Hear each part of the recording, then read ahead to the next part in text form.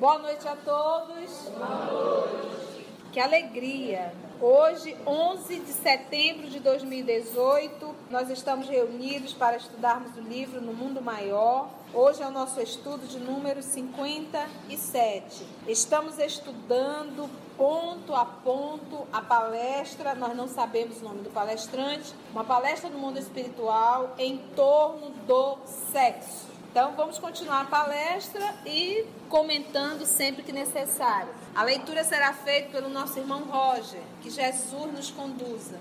O cativeiro nos tormentos do sexo não é problema que possa ser solucionado por literatos ou médicos a agir no campo exterior. É questão da alma que demanda processo individual de cura e sobre esta só o espírito resolverá no tribunal da própria consciência. É inegável que todo auxílio externo é valioso e respeitável, mas cumpre-nos reconhecer que os escravos das perturbações do campo sensorial só por si mesmos serão liberados, isto é, pela dilatação do entendimento, pela compreensão dos sofrimentos alheios e das dificuldades próprias, pela aplicação, enfim, do amai-vos uns aos outros. Assim na doutrinação, como no imo da alma, com as melhores energias do cérebro e com os melhores sentimentos do coração. A luz autêntica é a que brilha no íntimo. Você não tem como emprestar luz de ninguém.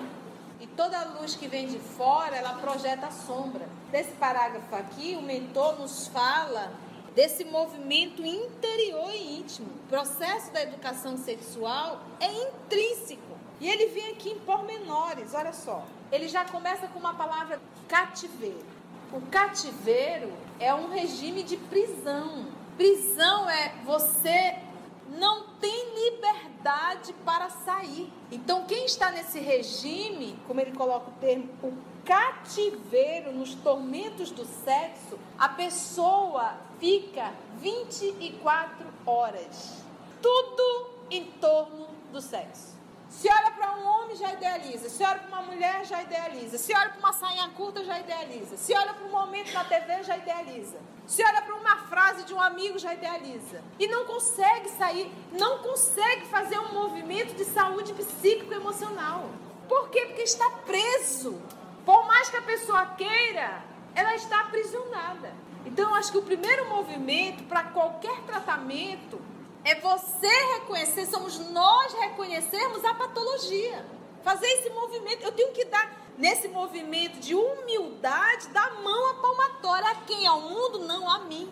Eu tenho que começar a perceber, esse meu comportamento não é normal. Eu tenho desequilíbrio na área sexual. Eu preciso de ajuda. Então, esse é o primeiro movimento. Reconhecer-se com a patologia para tratar. Então, começa a policiar, verifica o pensamento, verifica como você se conduz ao decorrer do dia.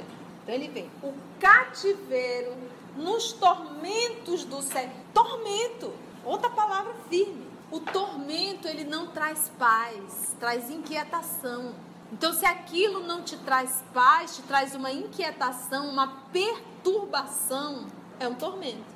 Duas palavras. O cativeiro nos tormentos do sexo não é problema que possa ser solucionado por um livrinho que tu lê, livro para educação sexual. Mas ele está dizendo aqui, o cativeiro nos tormentos do sexo não é problema que possa ser solucionado por literatos ou médicos, toma aqui um medicamentozinho, faz um tratamento, agir no campo exterior. 2 pontos. É o que então? É questão da alma. Então, essa história de que a carne é fraca, não é bem assim não. A patologia é da alma. É a alma que está enferma. É a alma que é desequilibrada. Se essa alma for para qualquer um outro corpo, ela vai levar o mesmo comportamento, porque a patologia está na alma.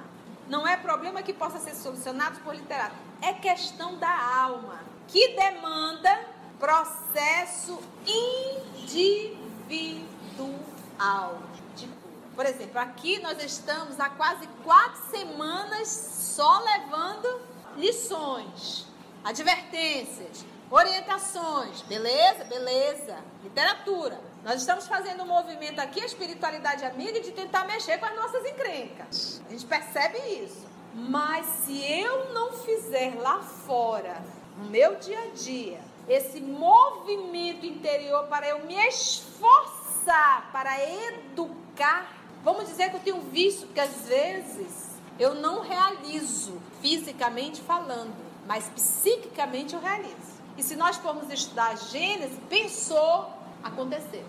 Porque uma vez que você pensa, você entra nesse psiquismo e você fica trocando energia com os espíritos encarnados e desencarnados do mesmo ideal, impregnando o ambiente terráqueo. Você é responsável. O meu pensamento fica impregnado. Eu estou contribuindo, eu estou alimentando esse grupo. Então vamos dizer que eu não realizo, mas eu penso, eu vou para frente da internet e fico.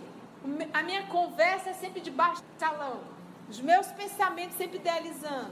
Então não adianta só eu não fazer. Não fazer eu não passo, mas o movimento realmente... Porque às vezes você pensa, eu não vou fazer. Não fazer. E quando estoura também vai arrebentando a boca do balão. Não é esse movimento. Não é eu não vou fazer. É se autoeducar. Conversar terno e bondosamente com você. Nós não temos autoridade para estar ensinando para o outro, falando para o outro, dizendo para o outro, dando conselhos para o outro, como aqui nós estamos fazendo, muito mais inspirado pela espiritualidade do que pela tia. É fazer esse mesmo movimento que nós aqui estamos fazendo, você fazer consigo mesmo. Quando você vê o pensamento de novo, Conceição, tu não estava lá sentado dentro da sala, mulher, ouvindo, você vai falar com você. Tu não lembra o que foi falado ali no livro? Tu quer ir para onde? Para o inferno, criatura de Deus. Tu quer ficar no vale se debatendo? Aprende, vamos lá, tá difícil, vamos orar? Vamos. Senhor Jesus, tenha misericórdia de mim, que o negócio está pegando fogo de novo. Porque na verdade não são as palavras, é a intenção. Então, se há realmente um movimento, se há verdadeiramente uma vontade de mudar, eu duvido que a ajuda não vem. Então, no início, para quem vive, como ele diz aqui, quem está no cativeiro, é muito difícil. À medida que você vai se predispondo, insistindo, se fortalecendo, daqui a pouco você está igual o Gandhi, em paz, se libertou do cativeiro. Mas enquanto eu estiver nesse processo de estar me alimentando, mesmo que entre quatro paredes, é leseira, porque eu estou me auto-enganando. Então não é uma questão de ser visto, não é isso, é uma questão íntima. Então eu tenho que, primeiro passo, reconhecer. Segundo, ir para a luta, íntimo. Se der vontade de ir para o computador, porque é um vício, lembra que é cativeiro. Você vai tentando, você não vai, mão, volta. E ainda nesse movimento, até um pouco engraçado, para a gente perceber, educar esse ser milenar que está dentro da gente. Mas, poxa, a gente vai desencarnar voltando para as mesmas encrencas? Às vezes até pior. Conceição, tu tá há 15 encarnações enrolada com sexo. Essa é a 16ª. Poxa, senhor, dá uma chance de novo? Sim. Vai ter que evoluir. Dessa vez vai um pouco mais apertado. Então é esse movimento que nós temos que fazer. Por isso que ele fala aqui que é algo que íntimo. Que demanda processo individual de cura. Então não é o livro, não é o médico, não é o remédio. E sobre esta é o quê? E sobre esta cura, só o Espírito resolverá no tribunal da própria consciência. Só o Espírito resolverá no tribunal da própria consciência. Porque, gente, quando você se prostitui, você não se prostitui sozinho. Alguém também se prostitui junto. É inegável que todo auxílio externo, tá? O livro, a literatura, é valioso e respeitável, mas cumpre nos reconhecer que, olha a palavra de novo, que os escravos das perturbações do campo sensorial, sentido, sensação, só por si mesmos serão liberados, só por si mesmo. Isto é, pela dilatação do entendimento, é o que nós estamos fazendo. Vamos entender aqui. Primeiro movimento, reconhecer a minha encrenca. Segundo movimento, me esforçar, vou para a luta. pela compreensão dos sofrimentos alheios, porque quando eu me prostituo, eu também prostituo alguém. Quando eu sou desequilibrado, eu acabo desequilibrando o outro também. Quando eu me envolvo com várias pessoas, quantas pessoas eu não maltrato as emoções? Lembra da perversidade emocional? Eu sou o pegador, gareana, pega aqui, pega ali. As marcas que eu vou deixando no outro. Você já viu algum cachorro, alguma cadela dizer assim pro outro, au, au, eu não posso sair com você, eu tenho um compromisso com o outro. Eu sou casado com um cachorro fulano de tal. Aí outro cachorro diz, tá certo. Você já viu algum cachorro fazer isso? Algum animal? Porque eles são animais. Não é razão, é instinto. Estou falando de razão. Então, se eu sou um ser humano encarnado, que quero ficar com um, ficar com outro, ficar com um e ficar com outro, eu sou o cachorro ou a cadela. É a recrudescência ao instinto primitivo. Porque o animal não tem compromisso. Então, quando eu quero uma vida sem compromisso, mostro um animal que eu sou. Por isso, o exílio. Olha, Conceição, tu vai para um planeta primitivo. Por quê? Mas a tua atitude é primitiva. Apesar da tua intelectualidade, tu te comporta como um bicho. Tu não tem compromisso com nada. Então, o exílio. Lembra que nós estamos em exílio em massa agora. Então, sexo requer compromisso. Senão, eu sou o cachorro ou a cadela. Fica com um aqui, fica com um ali, que é o que a juventude está fazendo hoje. E alguns jovens de 50, 60 anos, que nunca saem da juventude. Então, o sexo, ele requer compromisso. Respeito pelo outro. Eu não posso utilizar o ser humano como um objeto para satisfazer as minhas sensações. Então, não querer compromisso é o animal. Por isso, lá no Livro dos Espíritos, Kardec pergunta sobre o casamento. O que seria do homem abolir o casamento? A recrudescência primitiva, que é o sexo sem compromisso. Por isso é que ele fala, reconhecer que os escravos da perturbação, das perturbações do campo sensorial, só por si mesmos serão liberados. Isto é, pela dilatação do entendimento, pela compreensão dos sofrimentos alheios e das dificuldades próprias, pela aplicação, enfim, do amai-vos uns aos outros. Quem ama, respeita. Quem ama, não abusa. Quem ama, não destrói. Quem ama, não separa e nem promove a separação. Amai-vos uns aos outros.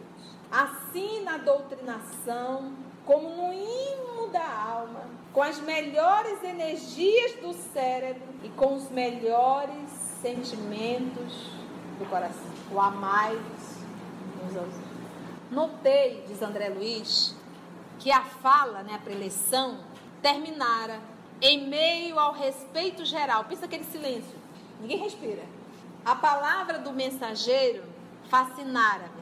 Aquelas noções de sexologia eram novas para mim. Não eram repetições de compêndios descritivos.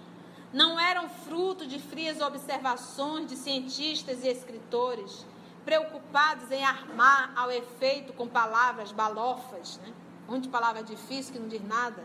Nasciam do verbo inflamado de amor fraternal, de um orientador dedicado às necessidades de seus irmãos ainda frágeis e menos felizes.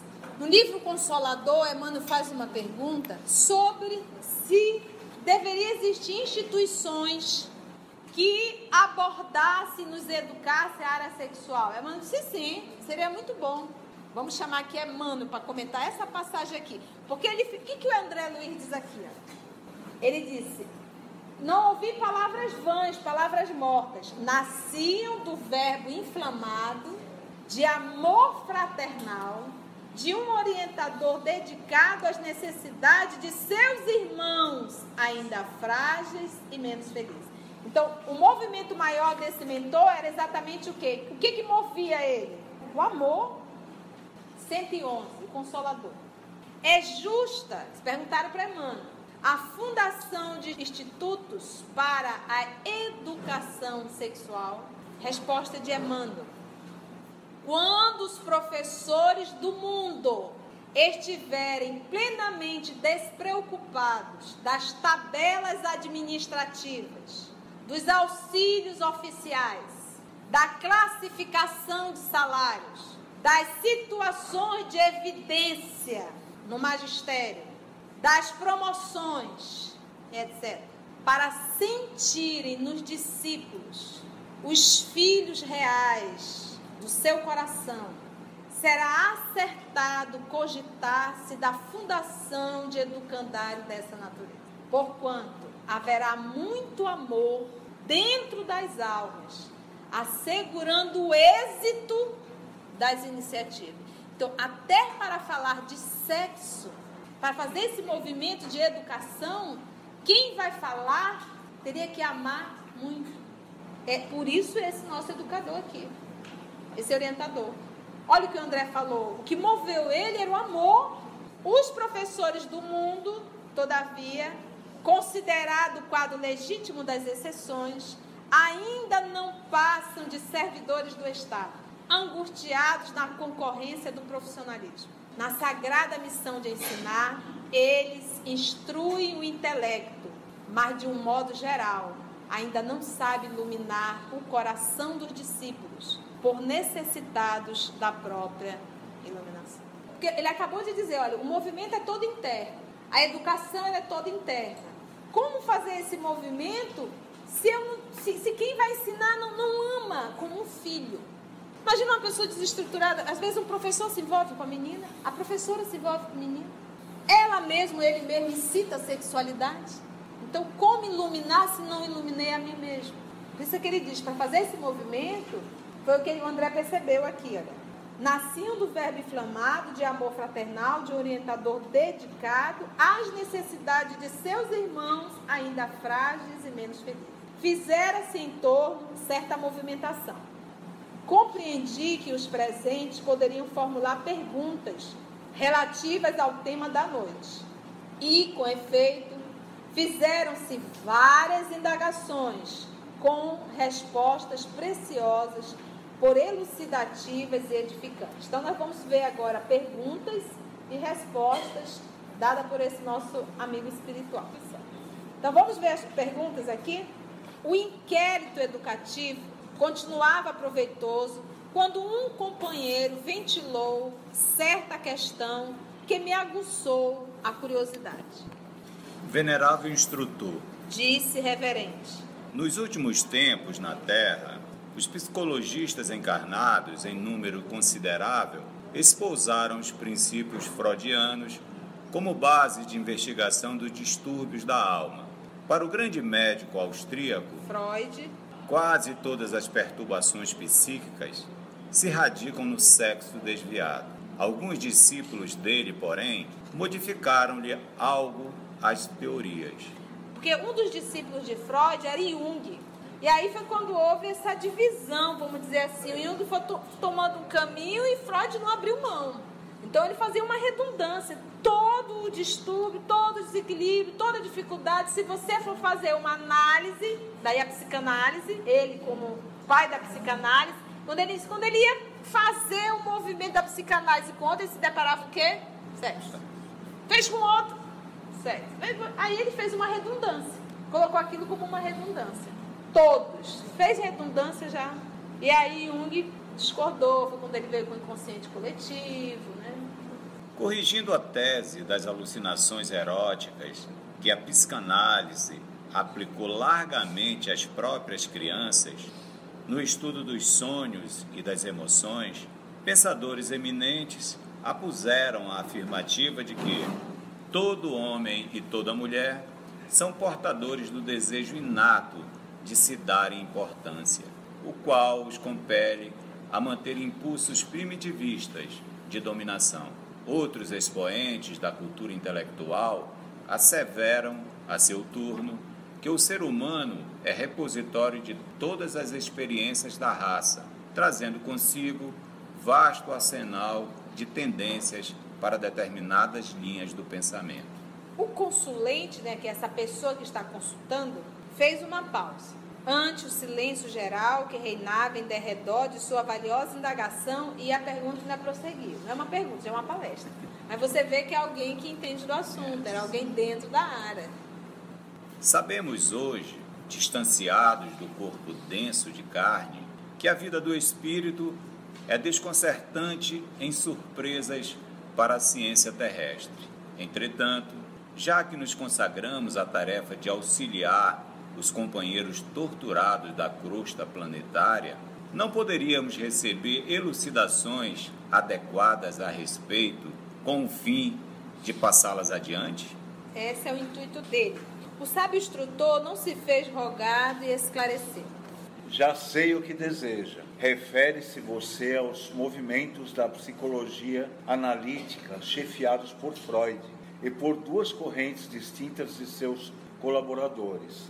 O notável cientista centralizou o ensino no impulso sexual, conferindo-lhe caráter absoluto, enquanto as duas correntes de psicologistas, inicialmente filiadas a ele, se diferenciaram na interpretação. O próprio Jung foi um. A primeira estuda o anseio congênito da criatura no que se refere ao relevo pessoal, enquanto a segunda proclama que, além da satisfação do sexo e da importância individualista, existe o impulso da vida superior que tortura o homem terrestre mais aparentemente feliz. Para o círculo de estudiosos essencialmente freudianos, todos os problemas psíquicos da personalidade se resumem à angústia sexual. Para grande parte de seus colaboradores, as causas se estendem à aquisição de poder e à ideia de superioridade. Diremos, por nossa vez, que as três escolas se identificam,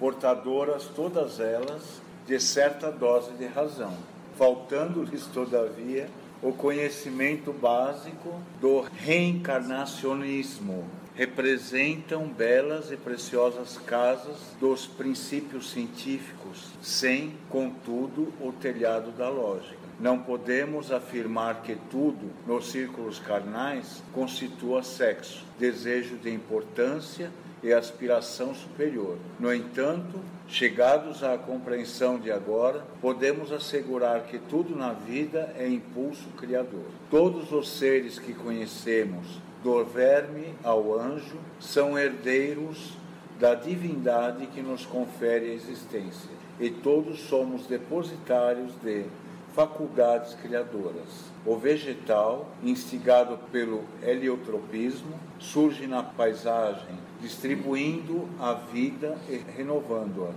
O pirilampo cintila na sombra, buscando perpetuar-se. O batráquio sente vibrações de amor e de paternidade nos recessos do charco. Aves minúsculas viajam longas distâncias, colhendo material para tecer um ninho. A fera, ouvida a índole selvagínea, ao lamber com ternura um filho recém-nato. E mais da metade dos milhões de espíritos encarnados na crosta da Terra, de mente fixa na região dos movimentos instintivos, concentram suas faculdades no sexo, do qual se derivam naturalmente os mais vastos e frequentes distúrbios nervosos. Constituem eles compactas legiões nas adjacências da paisagem primitiva da evolução planetária. Irmãos nossos na infância do conhecimento, que ainda não sabem criar sensações e vida senão mobilizando os recursos da força sexual. Grande parte de criaturas, contudo, havendo conquistado a razão acima do instinto, permanecem nos desatinos da prepotência, seduzidas pelo capricho autoritário, famintas de evidência e realce, ainda que atidas a trabalho proveitoso e a paixões nobres muitas vezes. Pequeno grupo de homens e de mulheres, por fim, após atingir o equilíbrio sexual na zona instintiva do ser e depois de obter os títulos que lhes confere seu trabalho e com os quais dominam na vida, regendo as energias próprias, em pleno regime de responsabilidade individual, passam a fixar-se na região sublime, na superconsciência, não mais encontrando a alegria integral no contentamento do corpo físico ou na evidência pessoal. Procuram alcançar os círculos mais altos da vida, absorvidos em idealismo superior, sentem-se no limiar de esferas divinas, já desde a estrada nevoenta da carne, à maneira do viajor que, após vencer caminhos ásperos na treva noturna, estaca desajustado entre as derradeiras sombras da noite e as promessas indefiníveis da aurora. Para esses, o sexo, a importância individual e as vantagens do imediatismo terrestre são sagradas pelas oportunidades que oferecem aos propósitos de bem-fazer. Entretanto, no santuário de suas almas resplandece nova luz. A razão particularista converteu-se em entendimento universal. Cresceram-lhe os sentimentos sublimados na direção do campo superior. Pressentem a divindade e anseiam pela identificação com ela. São os homens e as mulheres que, havendo realizado os mais altos padrões humanos, se candidatam à angelitude. Logo no início, na introdução, na página 163, olha, eu sei o que você está falando de Freud, dos seus discípulos, houve realmente uma divisão. O erro de Freud foi generalizar, dizer que tudo provia do sexo. Então ele fez esse comentário na página 163. Na 164, aí agora ele vem trazendo lições. Olha só, quando ele vem aqui, ó. Não podemos afirmar, na 164, que tudo nos círculos carnais constitua sexo. Já Freud exagerou. Desejo de importância e aspiração superior. No entanto, chegados à compreensão de agora, podemos assegurar que tudo na vida é impulso criador e não sexo. Aí ele vai dar exemplo do que é esse impulso criador, pegando na natureza. Ele está dizendo aqui, ó, tudo na vida é um impulso criador. Todos os seres que conhecemos, do verme ao anjo, são herdeiros da divindade que nos confere a existência. E todos somos depositários de faculdades criadoras. Qual é a função do sexo? Fazer menino. Mas ele está indo além. Não é só isso, é também isso. Exatamente como ele usa aqui. É um impulso criador. Quando o nosso irmão Einstein se trancava em um laboratório, 3, 4, 5, 7, 8 horas, ele estava usando que energia? Impulso criador, energia sexual, que está além da sensação. Aí ele vem, ó, o vegetal instigado pelo heliotropismo, para quem não lembra, é o movimento da planta em busca da luz do sol. Esse movimento, quem já viu plantação do girassol?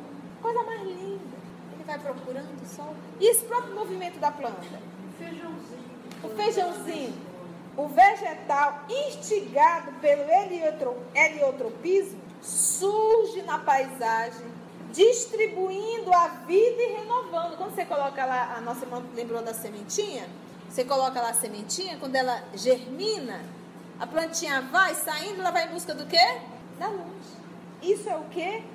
Surge na paisagem, esse movimento dela, que é criação. Ela está usando aqui esse impulso criador que está nela, que é depositado por quem? Por Deus. Que nós somos herdeiros. Surge na paisagem distribuindo a vida e renovando-a. O pirilampo cintila na sombra, buscando perpetuar-se. A própria multiplicação. O batraque, o que é o batraque? Quem lembra dessa aulinha? Como é que o sapo faz? O batraque sente vibrações de amor e de paternidade. Olha que interessante. Nos recessos do charco, dentro do charco. Aves minúsculas viajam longas distâncias, colhendo material para tecer um ninho. Esse movimento dela é ir lá buscar um galinho, aí vem, coloca, aí volta de novo no biquinho pequenininho e volta. Ela está usando o quê? Impulso criador. A fera esquece a índole dela selvaginha ao lamber com ternura um filho recém-nato. Vê uma leoa, né? E mais da metade dos milhões de espíritos encarnados na crosta da terra, de mente fixa, na região dos movimentos instintivos, concentram suas faculdades no sexo, do qual se derivam naturalmente os mais vastos e frequentes distúrbios nervosos. Ele usa aqui o termo, e mais da metade dos milhões, mais da metade, ou seja, mais da metade daqui está tudo doidinho. E eu acho que isso aqui, 1940, se ele for falar hoje, um pouco mais, bem mais, um pouco mais da metade. Porque os umbrais estão vazios, constituem eles compactas legiões nas adjacências da paisagem primitiva da evolução planetária. Irmãos nossos na infância do conhecimento. É o cachorro, a cadela, é o ser primitivo mesmo. Que ainda não sabem criar sensações e vida, se não mobilizando recursos da força sexual. Não sabem criar sensações e vida, se não sobre os recursos da força sexual. Grande parte de criaturas, contudo, havendo conquistado a razão acima do instinto, então vamos lembrar lá Emmanuel. No reino mineral, qual é a nossa conquista? O que nós conquistamos no mineral? Quem lembra? Atração. No vegetal, no animal e no homem. Então, apesar de estar vivendo uma vida no corpo hominal, eu ainda estou no instinto. Ainda não despertei para a razão. Por isso que ele vem aqui, ó. No angelical, né? Esse reino, né? Deus em mim. Contudo, havendo conquistado a razão acima do instinto, permanece nos desatinos da prepotência, seduzidas pelo capricho autoritário, famintas de evidência e realce. Isso tudo é um movimento aí de vaidade, orgulho e presunção. É o ego. Ainda que atidas a trabalho proveitoso e a paixões nobres. O movimento é boa, a ideia é boa, mas o propósito é aparecer mesmo. Muitas vezes, né? Paixões nobres, muitas vezes. Pequeno grupo, quando eles falam pequeno mesmo. Pequeno grupo de homens e de mulheres, por fim, após atingir o equilíbrio sexual. Por exemplo, Saulo de Tarso era um homem desequilibrado na área sexual? Não, nem um pouco. Na zona instintiva do ser, e depois de obter os títulos que lhes confere seu trabalho e com os quais dominam na vida, regendo as energias próprias, em pleno regime de responsabilidade individual, passam a fixar-se na região, agora o quê? Na superconsciência. É o primeiro cérebro, o segundo é o terceiro, que nós estudamos lá atrás. Lembra? Não mais encontrando, olha só, não mais encontrando a alegria integral no contentamento do corpo físico ou até mesmo na evidência pessoal. Então, pode até fazer o cérebro, mas ele diz, não estou pleno. Adquiriu o título, a evidência, e aí, onde está? Não estou pleno. Isso não me traz mais alegria. É muito bom quando chega nesse momento. Uma coisa é você fugir, a outra coisa é você ter superado. Vamos dar um exemplo do cigarro. O cigarro está aqui. Eu não posso fumar, não posso nem ver na minha frente. Eu fujo, porque se eu ver, me dá vontade.